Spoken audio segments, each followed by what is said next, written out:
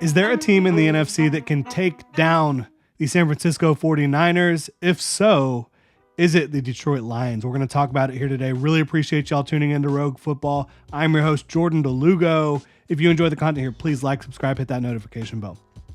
I'll go ahead and tell you, not going to bury the lead. I think the answer is yes. Like, if there is a team that can beat the 49ers in the NFC, I think it's the Detroit Lions. I really do. I still have the 49ers on top, but again, if there's one team I think that can dethrone these San Francisco 49ers, it is the Lions. For the Lions, it starts with their culture. It starts with head coach Dan Campbell. He is as genuine as it gets. He is passionate about his players, about football, and it oozes into the rest of this football team, into the rest of this franchise. Brad Holmes, same thing, so passionate. The coordinators are awesome. Ben Johnson and Aaron Glenn, I believe both will be head coaches in the NFL. I strongly believe that. I honestly cannot believe that Ben Johnson is even still with the Detroit Lions. But that speaks to the culture. That speaks to Ben Johnson wanting to finish something and win a Super Bowl with the Lions for his head coach, Dan Campbell. It really does. I love what they have going on up there. Quarterback Jared Goff, he just got paid, and deservedly so.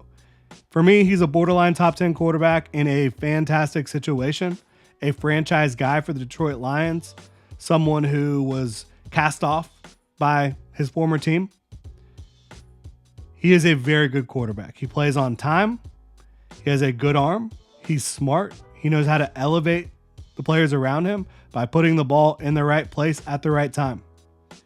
He is not the playmaker of some of the other top quarterbacks in the league, and that's really the only downside to a Jared Goff.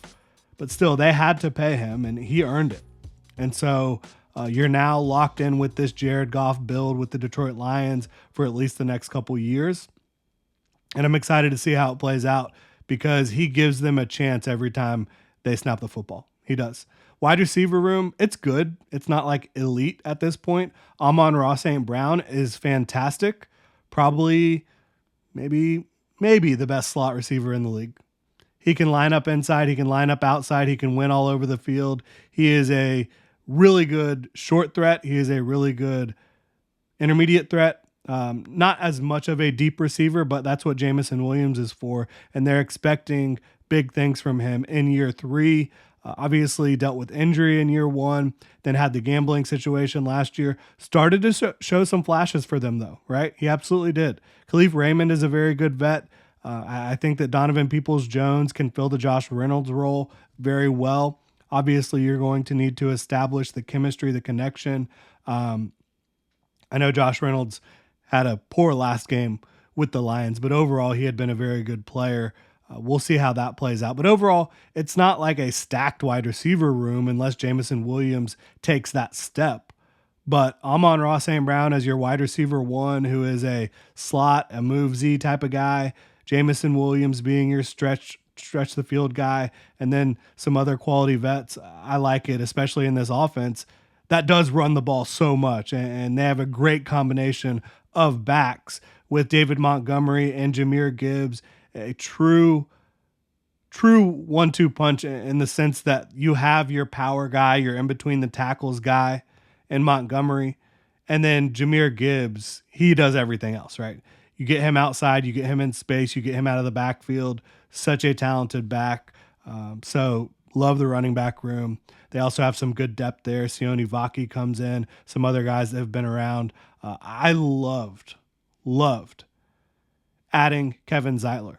I think they upgraded their offensive line, their starting group. I really do. I think that he is an upgrade over Jonah Jackson. I think that, landing Christian Mahogany late in the draft, he has starting potential at guard. Their offensive line is awesome. It is one of the keys, if not the key, to this team's success. I am a little concerned with the tackle depth. Your 2 starters, awesome. About as good as it gets in the NFL in terms of a tackle duo. But who steps in if one of those guys goes down? And if you don't have one of those guys in the biggest game of the year, I'm concerned. A lot of teams don't have 3 good tackles. Some teams do. I would like this to be a team that did. I don't know that they do, right? At tight end, Sam LaPorta was an absolute revelation, a guy who I did have a second round grade on. So I was all on board with that pick when they made it. And it ended up being even better than expected. Because this offense, Ben Johnson, Jared Goff, they knew how to get this guy going. And boy, did he get going. Unbelievable rookie year. On the defensive side of the ball, they made some gambles up front. And when you're trying to win a Super Bowl, why not take some swings, right? Davenport and Reeder have been injured a lot. But if they're healthy, if they can be healthy in the playoffs, they definitely upgrade things, like without question. They are added talent to the defensive front. Aiden Hutchinson is a baller. If you can't tell, I'm a Jags fan. I would have taken Aiden Hutchinson with the first overall pick. Jaguars take Trayvon Walker. So far, as expected, Aiden Hutchinson has been a step ahead of Trayvon Walker. And I think he will continue to be a fantastic player for them. Aleem McNeil is awesome. A healthy James Houston will be huge for them. That's a kid that came on the scene in a big way as a rookie rusher, dealt with some injuries last year. I loved the Mekhi Wingo addition late in the draft as a potential 3-tech pocket pusher. Guy who can create some penetration. Linebacker-wise, I think they're pretty good overall. Jack Campbell's going into year 2. You want to see him take a step forward. Alex Anzalone is a leader out there. You also have Barnes. So, this is a good linebacker group. You have Malcolm Rodriguez. Good linebacker group. For me, the biggest area of improvement for this team, anywhere on the team, offense, defense, it's corner, right? They added Carlton Davis from the Tampa Bay Buccaneers, who's been a starter in this league for a while, a good starter. Then you go draft Terrion Arnold and Ennis Rakestraw. That is really nice. These are two corners I was very high on. To be able to land both of them, to upgrade what you have in the secondary and at corner, is massive. Absolutely massive for the Detroit Lions. Terrion Arnold and Ennis Rakestraw, combined with the addition of Carlton Davis, you took what was your weakness in 2023 and made it a strength. Bar none. They absolutely did. And then you talk about the rest of the secondary. They've got good safeties. Brian Branch. How about Brian Branch? This is a guy that should have been a top 15 pick last year. They get him in the second round. Late in the second round. The NFL royally effed that one up. The entire league. Brian Branch making it out of the first round was insane. Falling all the way to where he did, unbelievable. I think with the Detroit Lions culture, their talent, the continuity, they have a real chance to make it to the big game. They will need health at offensive tackle especially, but you have so much offensive versatility. Like Ben Johnson, Jared Goff, they have so many weapons. The run game is a weapon. The offensive line is a weapon. Jahmyr Gibbs is a weapon. And out of the backfield and in space as a runner. Sam LaPorta, Amon-Ra St. Brown, Jamison Williams, the ancillary pieces as well. Ben Johnson just knows when to pull the right strings, it feels like, and Jared Goff knows how to get it done. A much improved defense, especially in the secondary. And again, DJ Reeder, Davenport, if these guys can stay healthy, that's going to be huge for them as well. Again, you want them healthy at the right time. That's late in the season, into the playoffs. This is an aggressive team, an aggressive mindset. They're going to go for it in the big moments, and I'm good with that. I know it, to some people it cost them last year. That's not really the way I see it. But I do think if a team is going to take down the 49ers in the NFC, I think this is your best bet. They were so close to doing it last year.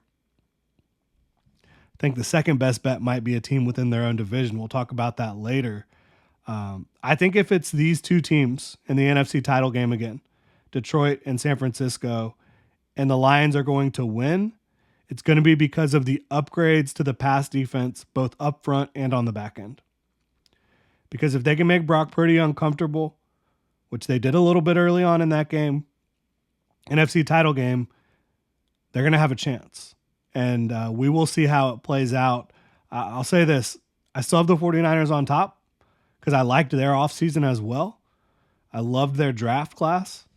Love both of these teams' draft classes. But I would rather the Lions make it to the Super Bowl. I'll tell you that. I would. The 49ers, good team, fun to watch because of, their offensive scheme, Kyle Shanahan dialing it up, so much talent on both sides of the ball. But I will be rooting for the Detroit Lions in the NFC. I'll be picking the 49ers. My heart says Lions. My head says 49ers. We will see how it plays out, right? Really appreciate y'all tuning in. If you enjoy the content, please like, subscribe, hit that notification bell. Y'all have a good one.